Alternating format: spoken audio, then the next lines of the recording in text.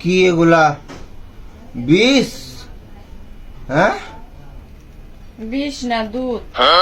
তুমি তো রাতে রাগ করে না খেয়ে শুয়ে পড়লা, দুধ খানি নষ্ট হবে না, খায় নাও। রাত্রে আমি রাগ করে হয়ে পড়লাম? হ্যাঁ, আর তুমি কিছু করো নাই?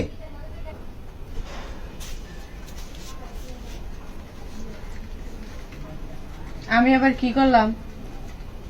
তুমি তো ঝগড়া শুরুটা করছো, আমি করছি? ঝগড়া শুরু করলে মারতে হবে এভাবে রাত্রে?